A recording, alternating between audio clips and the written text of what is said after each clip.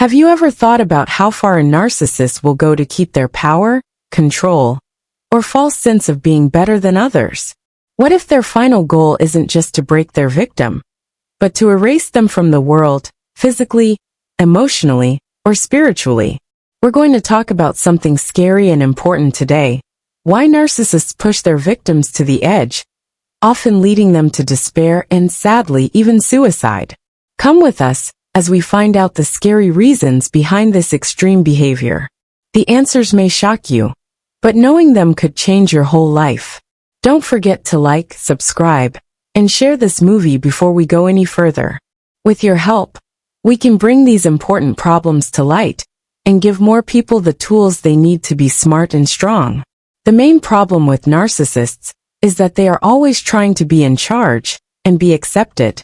Their whole sense of who they are is based on the picture they show to the world, one that everyone must admire, fear, or desire. This front is their security, what keeps people from seeing how insecure and flawed they really are. Narcissists go through a terrible emotional breakdown called narcissistic injury when someone threatens their carefully crafted image, even if it's just by leaving their circle of influence. This hurt doesn't just make them feel bad about themselves. It makes them feel like their very core is being attacked. Because they want to protect their weak sense of self-worth, they act out in ways that are often planned, sneaky, and very cruel. The horrible things narcissists will do to get rid of people they think are a threat are one of the scariest signs that they need to be in charge. It's not out of their power to push a victim to the point of full despair, even to the point of suicide. In their skewed view of the world, this serves more than one purpose. First, it removes the immediate danger of being found out. Since the victim is silenced, the narcissist's secrets stay safe. Secondly, it makes them stronger in the stories they tell themselves and others. After a tragedy, they often act like they are the one who is sad and confused, using the situation to get people to feel sorry for them and strengthen their control over those around them. Their actions aren't really about the victim's pain or loss. They want to keep up the image of perfection and control no matter what. A road that leads to such a terrible result almost never starts with open hostility. Narcissists instead use slow, sneaky methods that are hard to spot if they are first starting out. Their trick is to slowly and methodically take away their victim's sense of self-worth, independence, and hope. They use many different methods, all of which are meant to make the victim less stable, more vulnerable, and eventually unable to resist their control. These moves are not made at random. They are part of a well-thought-out plan to stay in power and get rid of any possible threats. There is a sneaky trick that narcissists use called gaslighting. By changing the truth, they make the person they're after question their own memories, views, and even their sanity. This kind of psychological abuse can begin with small things that don't seem like much, like denying something that happened, or using subtle language in a way that makes no sense. But it gets worse over time. The victim starts to doubt their own mind, and thinks they are living in a different world that the narcissist made up. The victim feels more and more dependent on the narcissist to tell them what is real, and what isn't, because they are always asking them. Another trait of narcissists is that they hurt others emotionally. They slowly destroy their victim's self-esteem by constantly criticizing, putting down, and invalidating them. They often say things like constructive feedback or honest opinions to hide their true goal, which is to make the victim feel less confident and less worthy of respect. Over time, the target internalizes the abuse, believing the narcissist's mean words, and seeing themselves as to blame for the unhealthy dynamics in the relationship. This self-blame is a powerful tool for the narcissist, because it keeps the victim stuck in a loop of trying to get their approval, while also feeling like they don't deserve happiness or support. A big part of the narcissist's plan is to keep everyone else away. They carefully cut their target off from family, friends, and other people who could help them. Isolation can be done in overt ways, like not letting the victim talk to certain people, or in more subtle ways, like making the victim's friends fight or not trust each other. As the victim's ties to the outside world get weaker, their need for the narcissist gets stronger. This makes them feel even more trapped, because they think there is no one else they can turn to for help or approval. Triangulation and smear tactics make the victim feel even more alone and hopeless. By setting up other people against the target or telling lies about them, the narcissist creates an atmosphere of constant tension and mistrust. People who believe the narcissist's lies may turn against the target, including friends, co-workers, and even family members. These feelings of isolation make it even harder for the victim to leave the bad relationship, because they make them feel even more useless and hopeless. Another terrible thing narcissists do is withhold love and care. They treat love and praise like goods that can be given or taken away, depending on how well the victim does what they want. This lack of consistency makes the target feel unsafe and helpless, and they spend all their time trying to win back the narcissist's approval. The target feels unbalanced and always on edge because of the ups and downs of their emotions in this situation. The effect of all of these strategies together is very strong. People who are abused by narcissists feel alone, lost, and completely reliant on them for any sense of security or worth. When a narcissist's manipulation is at its worst, the victim may already feel so lost and worn out that they think there is no way out. This is exactly what the narcissist wants, a target who is too hurt to fight back or show what kind of person they really are. For narcissists, making their target feel this way isn't just a way to get what they want. It's a way to show how powerful they are. They think they are above everyone else and have control over their victim's life.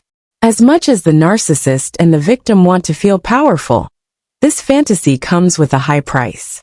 The victim is in unbearable pain, but the narcissist stays stuck in their circle of manipulation, unable to make real connections or find true happiness. Their acts show how empty they are, as they try desperately to fill a void that can never be fully filled. Narcissists see it as an attack on their sense of control and power when a victim takes care of themselves or heals. If a narcissist sees proof that a victim can regain their freedom or fix the problems they caused, they feel like they have failed very badly. This idea of failing is very scary to their ego, because it threatens their carefully built illusion of being better and more powerful.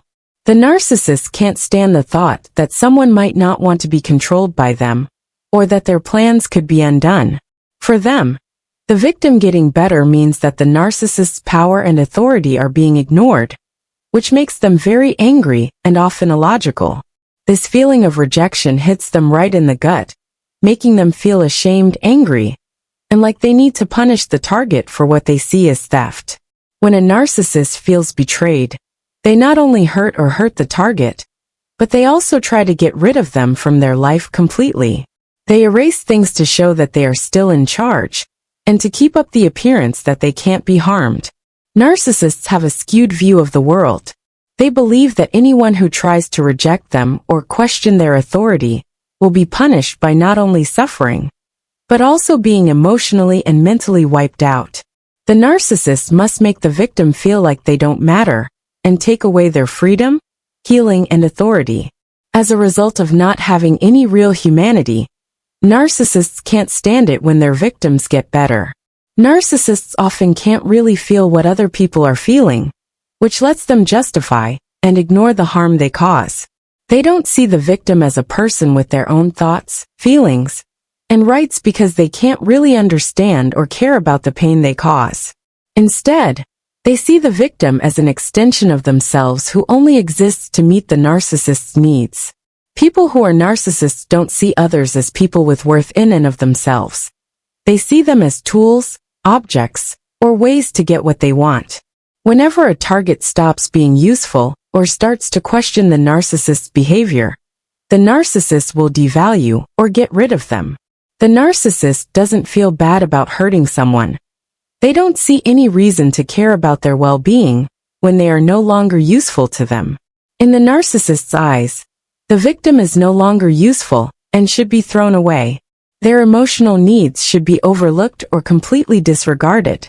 The narcissist's strong and often unjustified envy of their victim is another strong drive behind this harmful behavior. The narcissist can't stand to see qualities in others that they themselves don't have, like kindness, resilience, truthfulness, or the ability to connect with others in a real way. These are qualities that the victim may have in abundance. In secret, a narcissist wants these traits, but can't bring themselves to develop them, because they would mean being vulnerable and thinking about themselves, which is something they will do anything to avoid. The narcissist projects their own feelings of not being good enough onto the target, instead of facing these flaws and working to improve them. They will try to convince themselves and others that the target is flawed, weak, or unworthy by putting all of their own fears and doubts on them. The narcissist starts to think that the victim is someone who deserves to be punished or retaliated against, instead of someone who has worth in and of themselves. This projection isn't just mean. It's also a way for the narcissist to keep themselves from having to face the painful truth about themselves. Through projecting their own insecurities onto the target, the narcissist can avoid facing their own problems and weaknesses. This defense strategy in the narcissist's mind lets them keep living in a world where they can believe they are perfect and better than everyone else. It keeps them safe from the crushing shame and self-doubt that would otherwise threaten to break down their weak sense of who they are. The narcissist can keep blaming the victim instead of looking at their own flaws and faults. This way, they can keep the fragile bubble of superiority they have built around themselves. In their minds, the victim's flaws give them permission to treat and devalue them badly, while their own flaws stay hidden and will never be talked about or recognized. Figuring out why the narcissist does what they do is important, but so is spotting the signs that they are behaving badly. These steps will help you stay safe if you, or someone you know, is dating a narcissist. Set boundaries. Be clear about what kind of behavior you will and will not accept. Narcissists love crossing lines, so it's important to be steady about doing so. Get back in touch with the people who can help you. Talk to trusted family, friends, or support groups. Isolation is one of the most powerful tools a narcissist has, and making new links can give you much-needed strength and perspective. Get professional help. Therapy can be very helpful for figuring out how to deal with a selfish partner and regaining your sense of self. Write down what they did. If you need to get legal or professional help, keeping track of violent behavior can help. Make self-care a priority by doing things that are good for your physical and mental health. It's harder for the ego to hurt your confidence when you're strong. Think about no contact. If the relationship with the narcissist is hurting you so much that it can't be fixed, ending contact with them may be your only choice. Thanks for joining us as we look into one of the worst things about selfish behavior. There's no doubt that this is a serious subject, but knowing these dynamics is the first step to healing and keeping ourselves and others safe. If you thought this conversation was helpful, please like, follow, and share it to help get the word out.